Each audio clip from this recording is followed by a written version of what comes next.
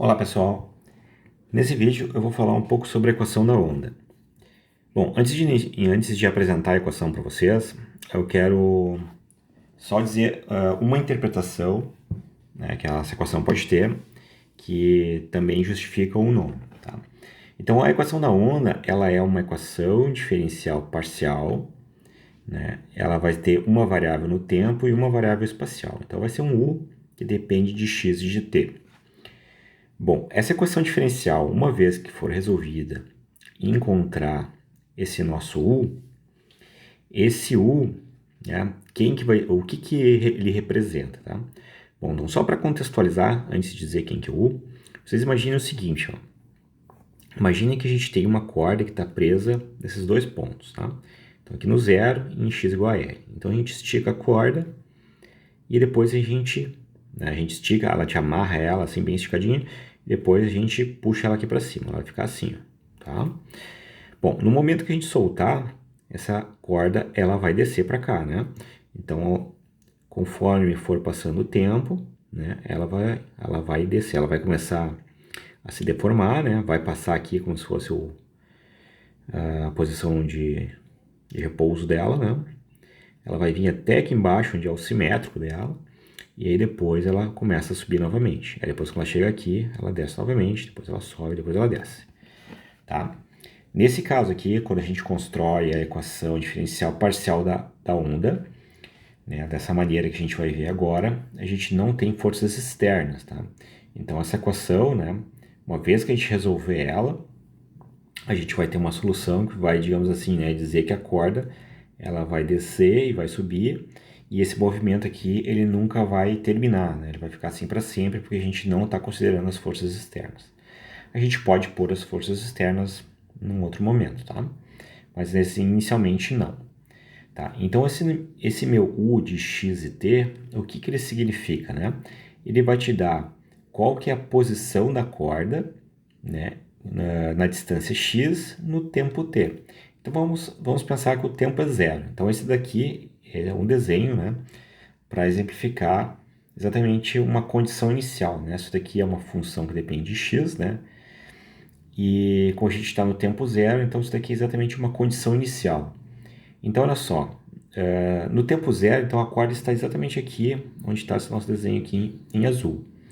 Então, o que significa, por exemplo, U aplicado em L sobre 2 e 0? Bom, aqui é a distância L, aqui no meio é a distância L sobre 2. Este valor aqui, o U aplicado em L sobre 2 no tempo zero, é exatamente essa altura aqui. Ó. É isso daqui. Ó. Esse aqui é o valor de U de L sobre 2 e 0. Tá certo, gente? Aí o que acontece, né? Nesse mesmo tempo t igual a zero, a gente pode observar outros locais, né, para x, né? Então a gente está no tempo zero, então a gente pode pensar assim, tá, se o x for esse valor aqui, né? Então esse aqui, a minha altura da corda está aqui. Se o meu x for esse aqui, a altura da minha corda está aqui. Tá certo? Vocês percebam também que quando passar o tempo para algum certo tempo t, né, vamos chamar assim, vamos chamar de t asterisco, tá? Então vai existir um certo tempo t asterisco que a gente vai ter esse desenho que eu acabei de fazer aqui, ó. Então se eu for determinar o meu u, por exemplo, nesse x aqui, ele vai ser essa distância aqui, ó. E é claro que ele vai dar com um sinal negativo, né? É só para indicar que está para baixo. Tá certo, gente? Bom, então, espero que vocês tenham entendido assim, o basicão, né, do que é o U. Eu quero apresentar para vocês agora a equação diferencial, né, que é a equação diferencial da onda. Então, nossa equação diferencial parcial, né, que a gente chama de equação da onda, é este carinha aqui, ó. Aqui do lado esquerdo aparece a derivada de U, né, lembrando que o U é uma função que depende de x e de t. Então, aparece a derivada segunda de U com relação ao tempo, enquanto que do lado direito aparece a derivada segunda de U com relação a x. Vocês podem perceber que aqui do lado direito, né, ele está sendo multiplicado aqui por uma constante c elevado ao quadrado. Tá? Pensando simplesmente numa equação matemática, né, o C ele nada mais é do que um número real.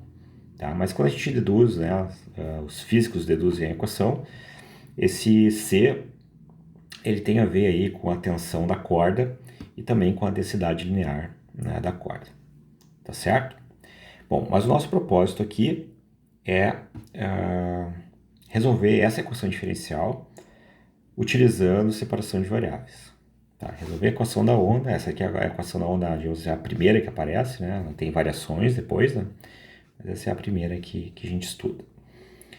Então vamos fazer um exemplo, né, para a gente entender.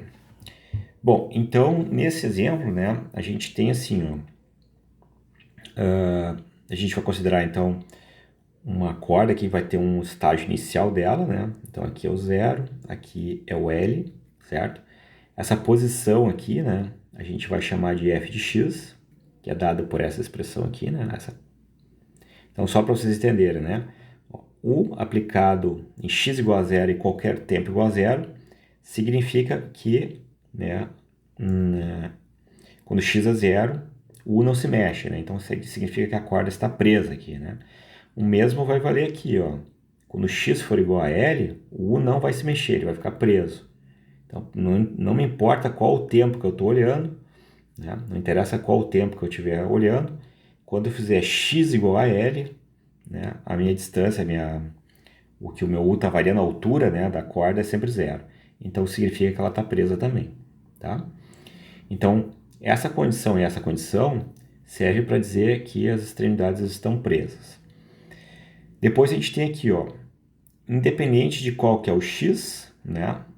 Perdão, é bem independente, né?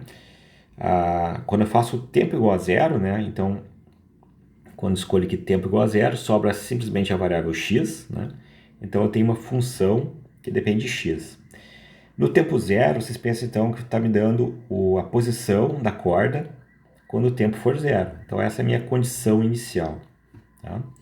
E depois eu vou ter mais ainda, né? Eu preciso de mais uma condição inicial, que a gente vai ter então o U de t, o U derivado com relação a t, que é a derivada, né, de U, porque a gente precisa disso para resolver a equação diferencial, né? Vocês percebam que do lado direito, né, a gente tem o U derivado duas vezes com relação a x, e aqui nós temos duas condições de contorno para resolver essas derivadas, né? E do lado esquerdo aqui nós temos duas derivadas no tempo, então a gente precisa de duas informações também para conseguir resolver essa equação. Então vai vir aqui a nossa condição inicial em U e também a condição inicial em U derivado, que é a velocidade da corda. Tá? Então fora isso, a gente tem mais uma g de x para utilizar. Tá legal, gente? Então vamos agora resolver essa equação utilizando separação de variáveis. Vocês vão ver que é parecido, né, com o que a gente fez na equação do calor ainda no outro vídeo. Então o que a gente vai fazer? A gente vai pegar a nossa variável dependente u e vai escrever ela como um produto de duas funções, sendo que uma função depende só de x e a outra função depende só de t. Tá? Então a gente pega essa mudança aqui e a gente vai substituir aqui e vai substituir aqui também.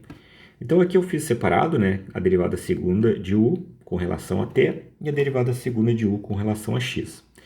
E aí depois, então, eu pego essas expressões aqui, ó. Essa aqui é a derivada com relação a t, vou substituir aqui.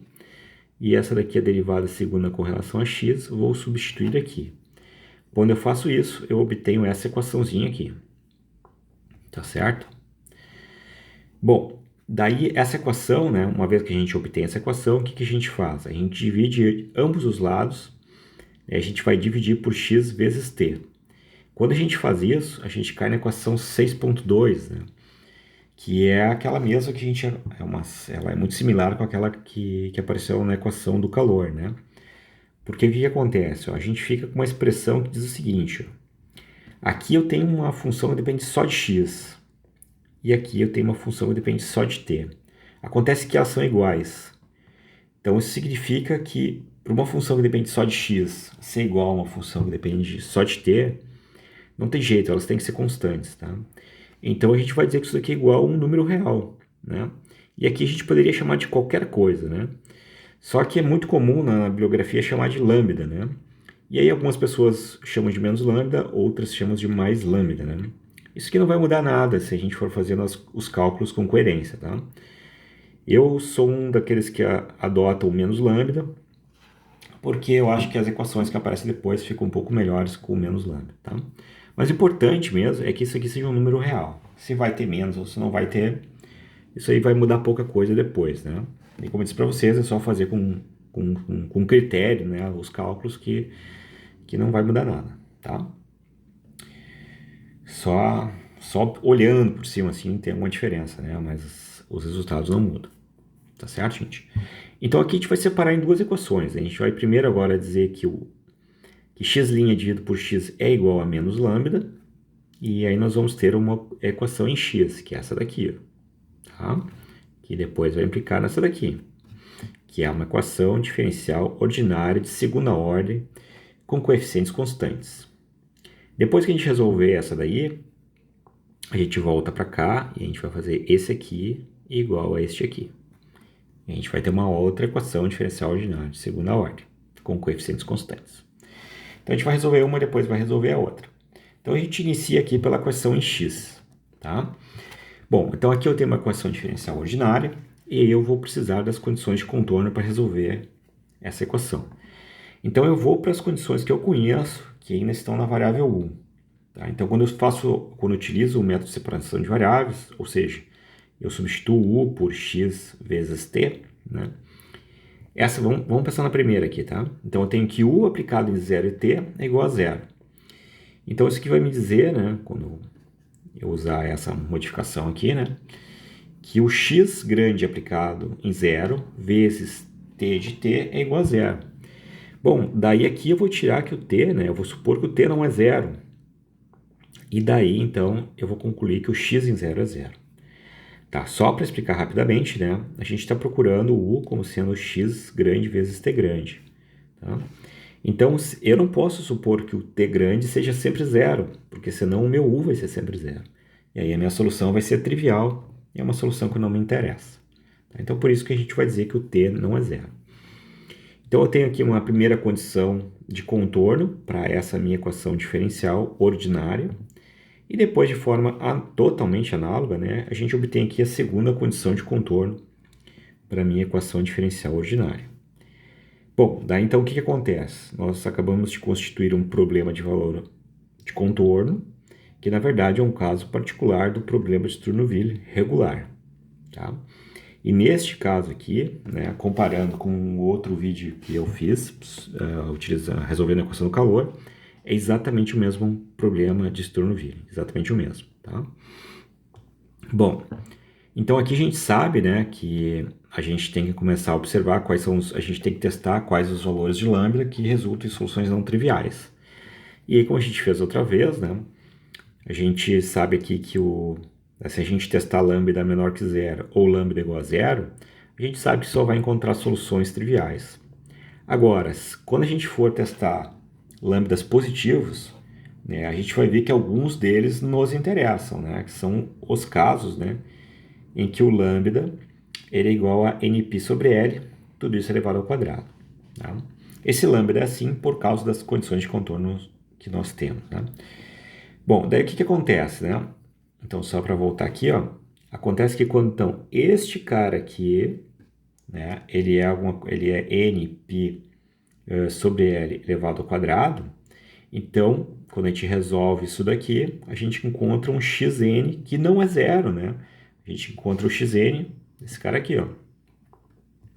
A gente vai encontrar seno de nπx sobre L. Certo? Então, a gente consegue encontrar soluções não triviais, soluções que não são zero, soluções diferentes de zero, que são soluções que nos interessam. Tá?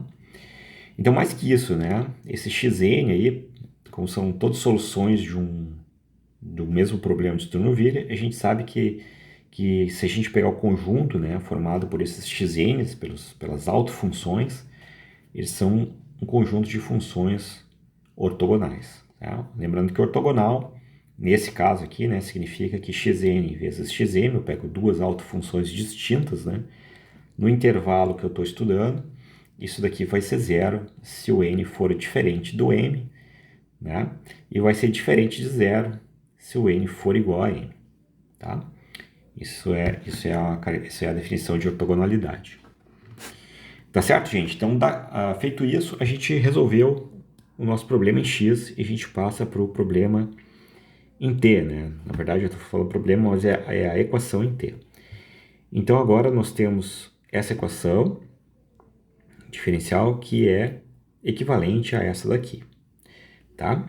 Então, aqui também a gente tem que estudar os casos de lambda, né? Só que a gente lembra, mais uma vez, que a gente está procurando soluções do tipo U, que sejam soluções U, que sejam iguais a x vezes o t. Então, nada me adianta o t ser diferente de zero se o x for zero, né? Então, por que eu estou falando isso? Porque a gente sabe que para o x não ser zero, eu preciso que os lambdas n sejam, neste caso, né, iguais a nπ sobre L elevado ao quadrado. Tá? Então, quando eu for estudar a equação em t, para encontrar as funções em t, eu vou considerar esses autovalores aqui, apenas, né? Porque eu já sei que outros vão fazer com que o x dê zero. E aí já não me adianta nada, tá? Então, olha só. No lugar do lambda, no lugar desse lambda aqui, eu vou colocar lambda n, tá certo? E então eu vou obter essa equação, que é a mesma coisa que essa daqui. Tá certo? Bom, daí o que acontece? Essa daqui é uma equação diferencial ordinária, coeficientes constantes de segunda ordem e homogêneo. Bom, aí a gente percebe que este coeficiente aqui, ele é positivo, né? Então, quando a gente for aplicar a equação característica, a gente vai ter exatamente essa equação aqui, que vai implicar, então, nessas raízes aqui, né? Então, olha só, dentro da raiz quadrada, a gente tem esse carinha aqui que é positivo, né? E um sinalzinho de menos. Bom, então não vai ter jeito, né? As raízes são complexas, tá? E se as raízes são complexas, a gente já sabe como é a solução dessa equação diferencial ordinária de segunda ordem, tá? Ok, então o que acontece aqui, só para observar, né? A gente utilizou o lambda n, ó, lambda n, então existe aqui o índice n. Opa, desculpa, errei aqui, tá? E quando a gente encontra a solução, vocês percebam que a solução t, né, ela também depende de n. Tá? Então a gente vai vir aqui e vai colocar um índicezinho n no t, porque para cada n a gente vai ter uma solução t diferente. Tá? Então a gente vai colocar um índice no t também. Então a gente fica com essa equação aqui, ó. Essa daqui. Certo? Então o que acontece? Ó? Pelo que a gente fez até agora, né? Então a gente tem os xn já totalmente, né, definidos. E agora a gente encontrou, digamos assim, parcialmente os tn's. Eu digo parcialmente porque ainda tem constantes aqui na frente, que a gente pode alterar elas de alguma maneira, né? Mas o que acontece? Essa solução aqui, essa função aqui, ela já resolve a equação diferencial parcial e ela já resolve as condições de contorno, né, que são em x, né? Agora está faltando, né, satisfazer também as condições iniciais. Tá? Perceba que é a mesma estrutura da equação do calor, né, a resolução da equação do calor. Então, o que a gente vai fazer agora? A gente vai utilizar as condições iniciais, né, que a gente ainda não utilizou. Só que para isso, o que a gente vai fazer? A gente vai utilizar o princípio de superposição. Então, esse princípio diz o seguinte, bom, se o U1 é uma solução, né, da equação diferencial parcial e das condições de contorno, o U2 também, o U3 também, o U4, o U5, todos eles são soluções da equação diferencial parcial e das condições de contorno. Então, se eu pegar a soma de todos eles, também vai ser a solução da equação diferencial parcial e também vai ser a solução das condições de contorno. Então, este U aqui, na maneira que está definido, continua sendo a solução da equação diferencial parcial e das condições de contorno. Ok. Então, o que a gente vai fazer agora? Cada um desses U's, né? Então, vamos pensar assim, ó, no U1, né? O U1, deixa eu mostrar aqui, ó. O U1, ele é x1 vezes t1, que é essa expressão aqui, ó. É o meu alto valor x1, que é esse que está em azul, E aqui eu também posso chamar de, autofunção, né, x1. E aqui eu tenho minha autofunção t1. Tá? E vocês percebam que o n é igual a 1. Tá? E aqui, ó. Tá? E aqui, né? Só que aqui, nessa equação, eu ainda não defini quem que é o A1 e quem que é o B1. Tá? E a mesma coisa para as outras, né? Então, aqui está, esse aqui seria o meu... Esse aqui seria o U1, esse aqui é o U2, o 3 e assim por diante. Tá? A gente está somando todas elas. Bom, então agora no momento eu tenho este U aqui satisfazendo a equação diferencial e também as condições de contorno. Então o que eu vou fazer agora? Eu quero que ele satisfaça também a condição inicial. Lembrando que a condição inicial, a primeira delas é U aplicado em x e tempo zero é igual a uma f de x. Tá? Então eu vou fazer isso, eu vou vir aqui no lugar do t, eu vou pôr zero, e aqui onde tem t eu vou pôr zero também. Ó. Vou pôr zero em tudo. Então o que vai acontecer? Ó? Seno de zero é zero, isso aqui tudo some. Ó. E desse lado aqui, ó, deste lado aqui, isso aqui vai ser igual a f de x. Tá? Então eu vou ficar com essa expressão aqui embaixo. Ó. F de x é igual a 1, que multiplica cosseno de zero, que é 1. Então vai ficar, dessa parte em vermelho vai ficar só a 1, vezes o seno. Depois a 2 seno, a 3 seno e assim por diante. Tá? Bom, daí aqui a gente tem outras formas de argumentar, mas que são equivalentes, né? Eu vou pela mais fácil agora. A gente vai observar, então, que a gente tem uma função, né? A função f de x. Ela está escrita com uma série de funções, né? Uma soma infinita, então uma série de funções, que são senos, né? Então, isso daí nada mais é do que uma série de Fourier seno. E se a gente tem uma série de Fourier seno, a gente sabe calcular os coeficientes, né? Então, a gente tem uma fórmula de cálculo dos coeficientes. Então, a gente acaba de determinar todos os A's. O A1, A2, A3, o AN, todos eles. Tá? Então, nessa expressão aqui que nós tínhamos, né?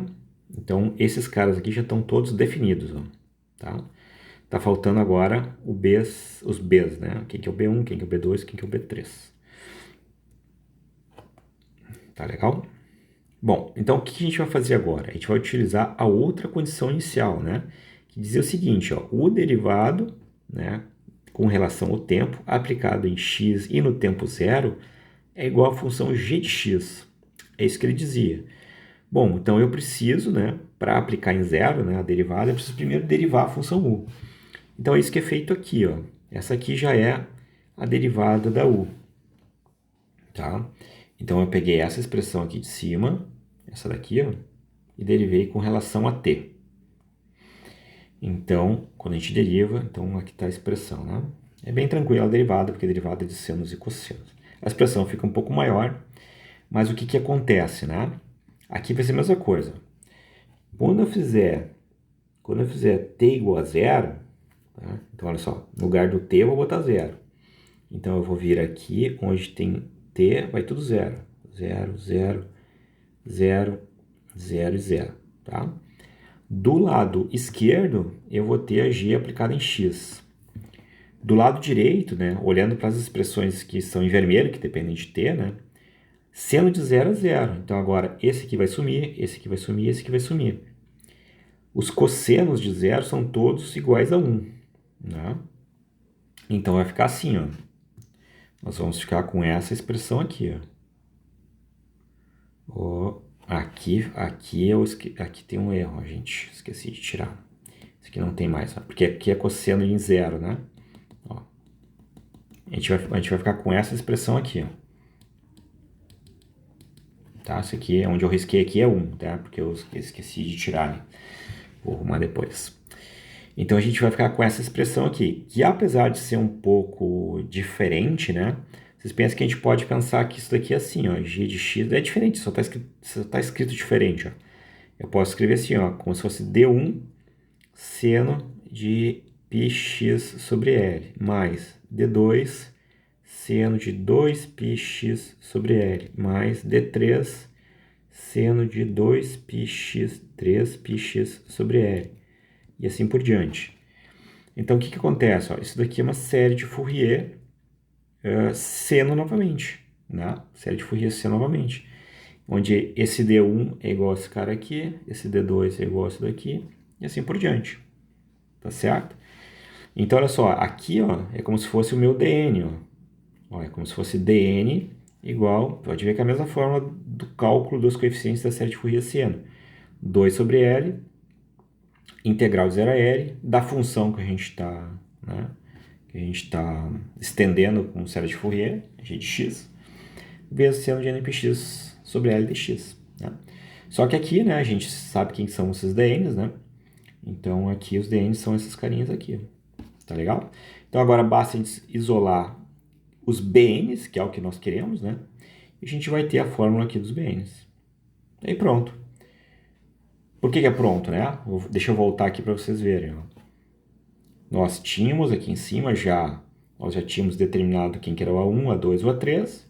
Determinamos agora quem que é o B1, B2, B3 e todos os Bs. Então agora a nossa função U, né? Ela está igual, tem uma igualdade aqui, né?